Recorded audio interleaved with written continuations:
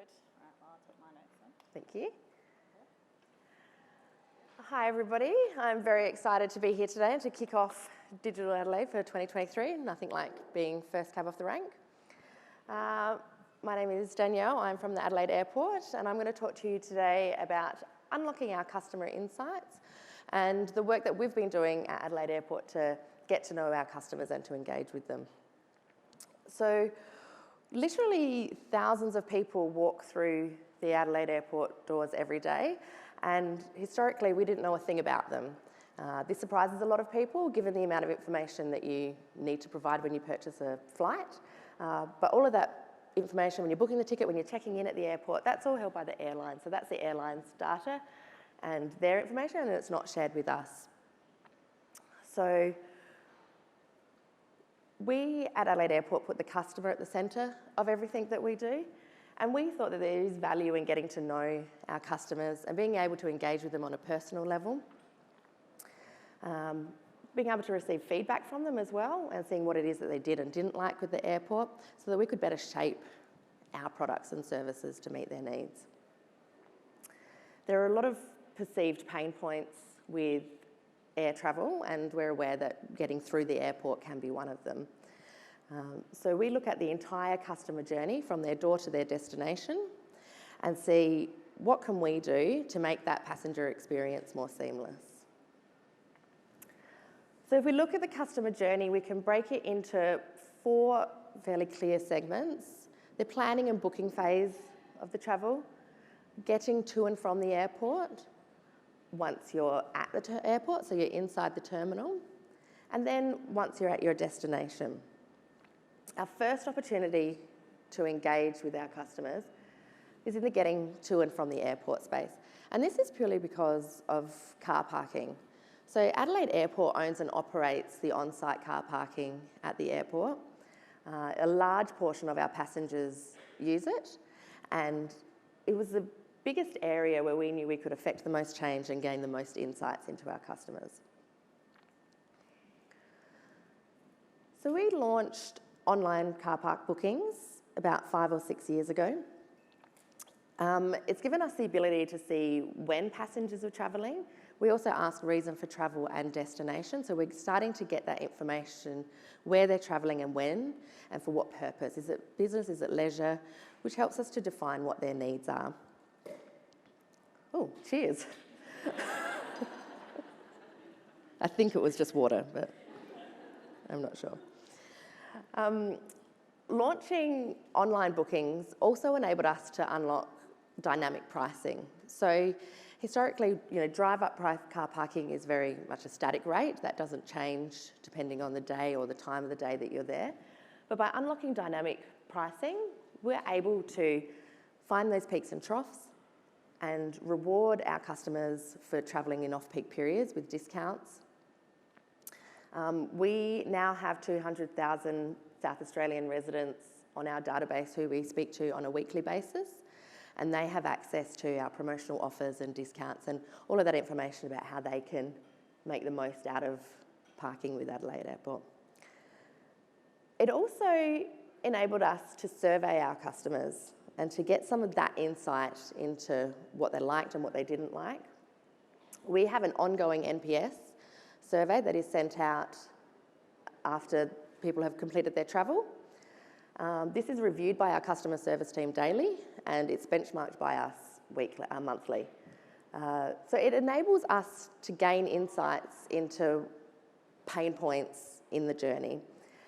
For example, one thing that was coming up consistently was wayfinding from the long-term car park to the terminal. People were really finding that a bit difficult. So we reviewed the signage, we installed new signage, we got fancy big signs, lots of bright colours, and we increased our NPS score by 10% over the 12 months. So having that customer insight really enabled us to alter what we were doing and in order to be able to provide that better experience. We're also about to launch taxi and transfer bookings to tap into that market as well. We see there's a portion of people that use car parking, and there are various other methods to get to the airport. And we're going to be able to gain some insights and see what our taxi and transfer passengers are dealing with and where their pain points are as well. So if we move on to the next segment, it's at the airport, so inside the terminal. So the car parking data is great. We're gaining some real insights and we're learning how we can help our passengers, but we don't have a clue what they do once they walk inside those doors. To tackle this, we launched online food and beverage ordering. This was in around 2021, we launched this. And our strategy at this point has been to partner with tech providers who can help us get to market relatively quickly. We partner with a US company called Servi, who predominantly do airport food and beverage ordering, so they have the concept of those complexities. We really pushed the team, though, on the UX of this website. We wanted larger images, we wanted better images, we wanted a better customer flow, so there's better add-ons and being able to enhance that customer experience. We invested in high-quality food photography for all of our retailers. We have the main offer here for the customer is the convenience proposition. So we have the QR codes throughout the terminal. We have a large one on the security wall while you're waiting in line, so you can order your coffee or your banana bread or whatever it is that you want to grab and go. You can order that ahead, so when you get through security, you can go straight to the retailer and pick it up. It also enables you at that point to have live data about what is available in the airport at that time. So you can see, is Boost open? No, it's not. Okay, I'll change my mind. I'm not going to get a juice, I'll get something else. People are time poor when they're travelling, and this was one of our pain points here that we wanted to fix for people. Just provide the information so that they can make informed decisions. We also have QR code table ordering at some of the dine-in restaurants, such as Cooper's Bar. That is particularly handy, obviously, if you're travelling alone, you don't want to take your bags up to the counter to get another drink. And so with the convenience and the images and allowing people to really shop with their eyes, we've seen a 20% increase in ATV in orders that come through this platform.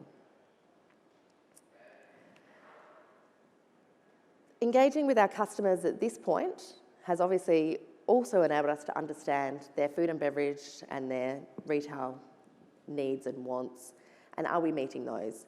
And do we need more coffee places? There is a lot of new coffee places in the airport if you haven't been there recently, so I think we've nailed that one. But it helps us deliver personalised service and really relevant products and improving that overall customer satisfaction. We NPS these customers as well, of course. We're big on our surveys and gathering that data that will help us shape our products and services. In the terminal, we also have free Wi-Fi. Perhaps surprisingly, this is still a major draw card even for local audiences. Even with the widespread use of 5G, people use our free Wi-Fi. So we ask them here their reason for travel as well, just to round out that data so that we're starting to know why people are visiting the airport. And we also survey them, of course. And at this point, we're asking them about things such as the airport cleanliness, what their interactions with security were like, what their interactions with the airlines were like, if there's any areas for improvement there, and also what we're doing well. So we're really starting to get that feedback from our customers. Once people sign up to the Wi-Fi, they get redirected to Order Now, so that they're aware straight away of what's available for them in the airport. Just to help the customer to know what their options are, and to help our retailers as well by providing that visibility to the customer.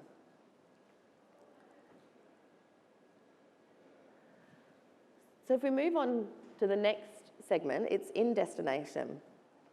So you've left Adelaide, you've flown somewhere, and you've arrived in your destination. And to be involved in the journey at this point, we launched car rental.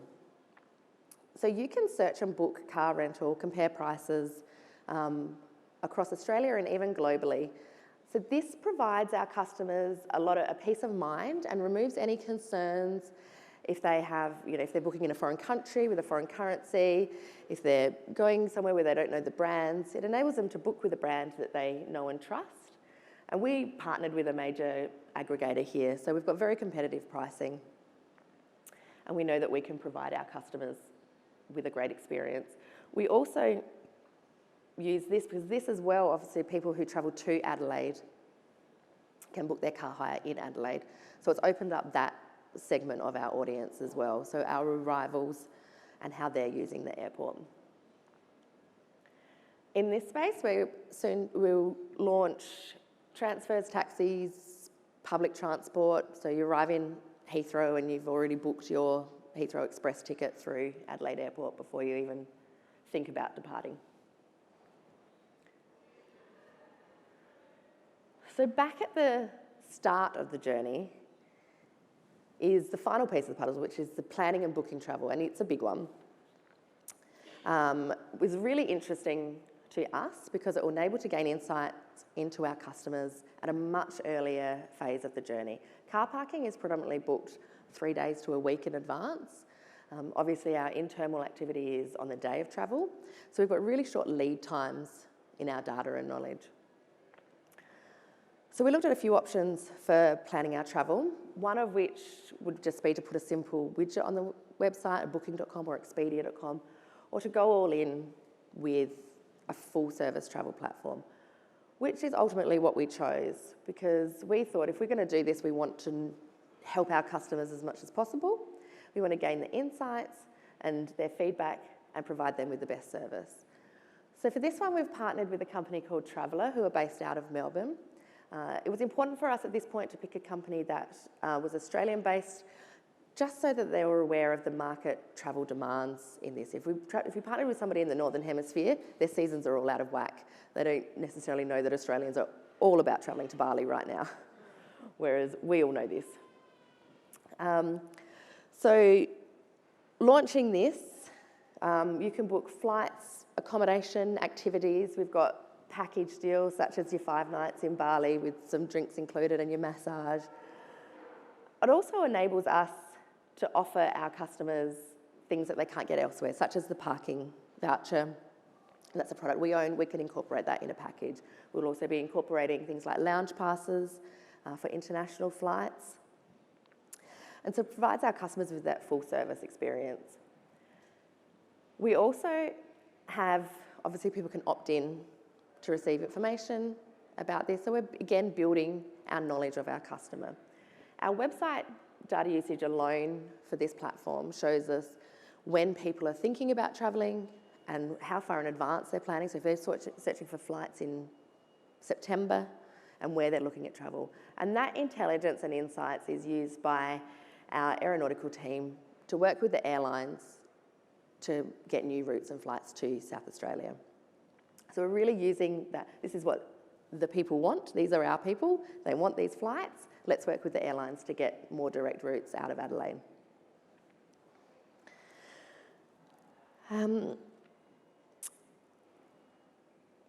So with this in place, Your Travel's in place. Your Travel's launched towards the end of last year, so around September 2022.